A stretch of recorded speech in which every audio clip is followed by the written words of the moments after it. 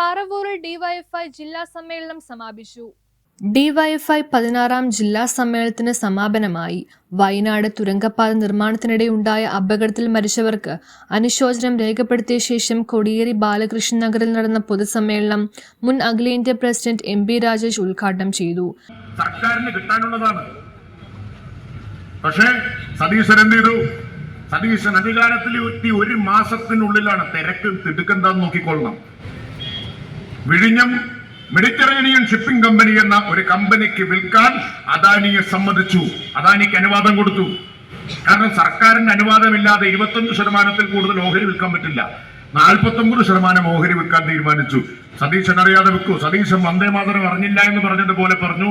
എന്ന് ഞാനൊരു സത്യം പറയാൻ ഞാനൊന്നും പറഞ്ഞിട്ടില്ല എന്ന് ഇന്നസെന്റ് മറ്റേ സിനിമയിൽ പറയുന്നില്ല. അതുപോലെ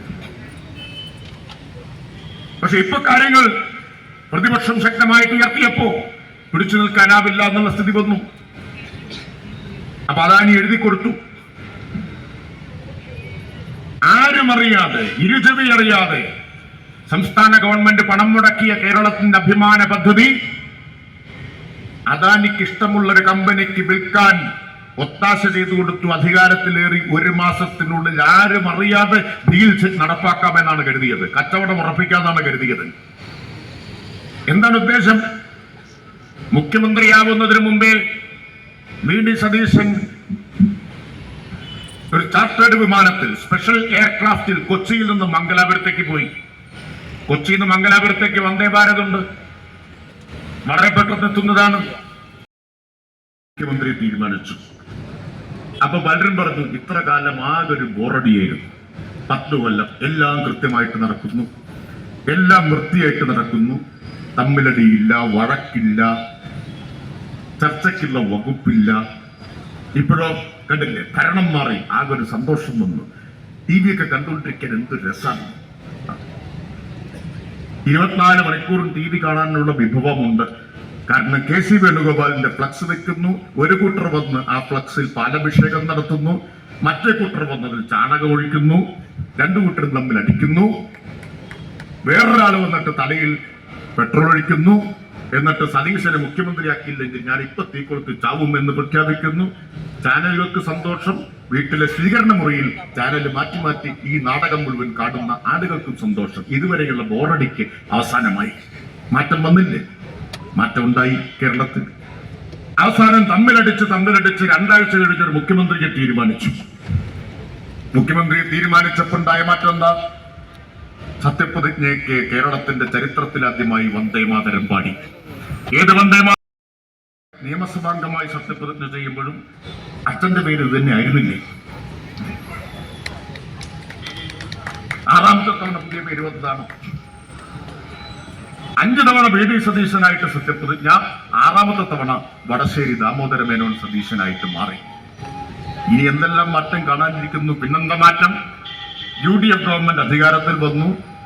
ഈ 10 കൊല്ലമായിട്ട് ആളുകൾ ബോറടിച്ചിരിക്കുകയായിരുന്നു. കാരണം പവർ കട്ടില്ല, എപ്പോഴും വെളിച്ചം കണ്ട് മടുത്തു.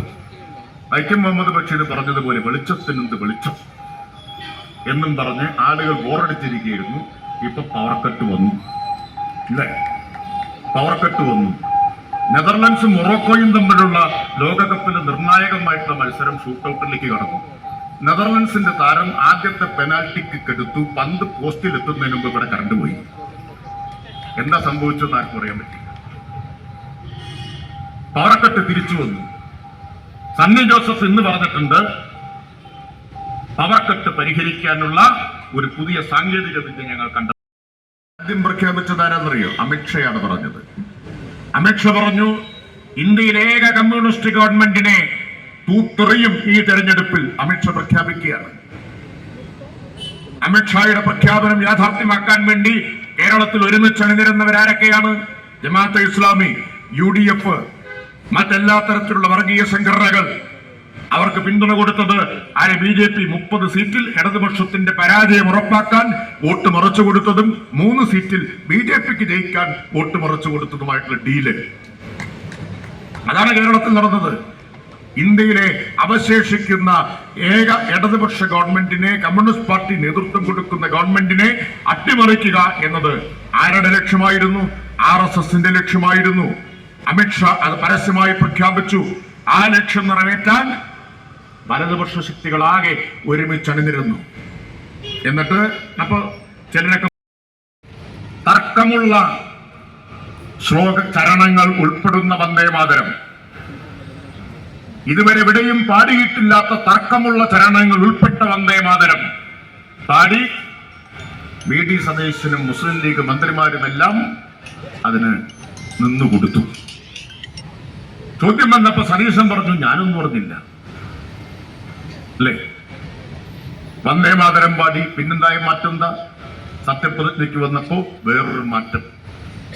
പറവൂരുകാർ മുഴുവൻ ഇന്നേ വരെ കേട്ടിട്ടുള്ളത്, കേരളത്തിലുള്ള ബാക്കി ആൾക്കാരും കേട്ടിട്ടുള്ളത് VD സതീശൻ എന്നാണ്. സത്യപ്രതിജ്ഞയ്ക്ക് വന്നപ്പോൾ ഒരു പുതിയ മാറ്റം, വടശ്ശേരി ദാമോദര മേനോൻ സതീശൻ. അതൊരു മാറ്റമാണ്. VD സതീശനിൽ നിന്ന് വടശ്ശേരി ദാമോദര മേനോൻ സതീശനിലേക്കുള്ള മാറ്റം.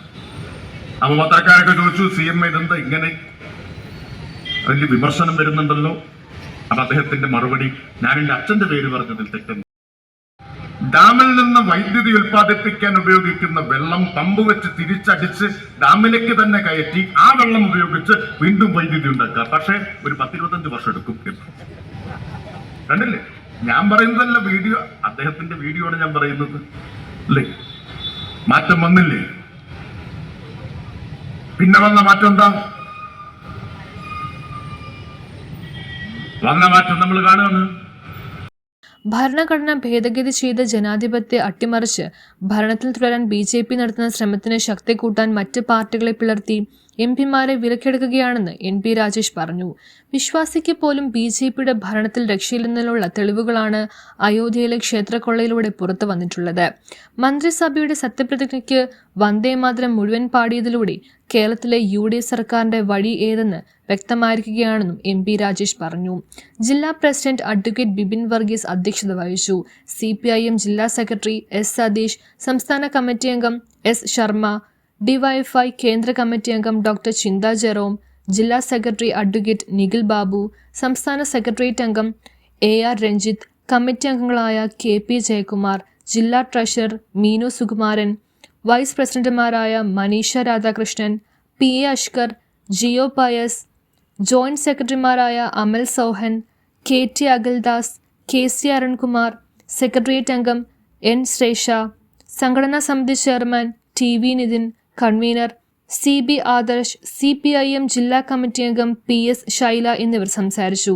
ചേന്ദമംഗലം കവലയിലെ 2 കേന്ദ്രങ്ങളിൽ നിന്ന് വാദ്യമേളങ്ങൾ, നിശ്ചല ദൃശ്യങ്ങൾ എന്നിവയുടെ അകമ്പടിയോടുകൂടി നടന്ന യുവജന റാലിയിൽ ആയിരങ്ങൾ പങ്കെടുത്തു. ജില്ലാ സമ്മേളന ലോഗോ രൂപകൽപ്പന ചെയ്ത ജഗൻ ജോഷിക്ക് MP രാജേഷ് ഉപഹാരം നൽകി.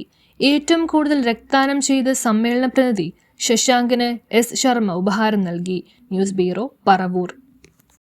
Gallery furniture and appliances Eramallur 45-ാം വാർഷികത്തോടനുബന്ധിച്ച് ഓഫറുകളുടെ മഹാവിസ്മയം. ബെഡ് 1-1 ഫ്രീ, സ്റ്റീൽ അലമാര 5500 രൂപ മുതൽ, സെറ്റി സെറ്റ് 7500 രൂപയ്ക്ക്, സ്പ്രിംഗ് ബെഡ് 6750 രൂപ, വുഡൻ അലമാര 23000 രൂപയ്ക്ക്, കോർണർ സെറ്റി 13990 രൂപ, വുഡൻ സെറ്റിയോടൊപ്പം ദിവാൻ കോട്ട് 18990 രൂപയ്ക്ക്, കട്ടിലുകളുടെ മനോഹരങ്ങളായ 108 മോഡലുകൾ, കട്ടിലും ബെഡും ചേർന്ന് 4900 രൂപയ്ക്ക്, എല്ലാവിധ ഓഫീസ് ഫർണിച്ചറുകളുടെയും വൻ ശേഖരം. എല്ലാ ഗൃഹോപകരണങ്ങൾക്കും ഫിനാൻസ് സൗകര്യം. 20,000 സ്ക്വയർ ഫീറ്റിൽ ഗൃഹോപകരണങ്ങളുടെ Rajadhani gallery furniture and appliances, Sania തിയേറ്ററിന് എതിർവശം, Eramalloor. Our sister concern grand furniture mart, Eramallur.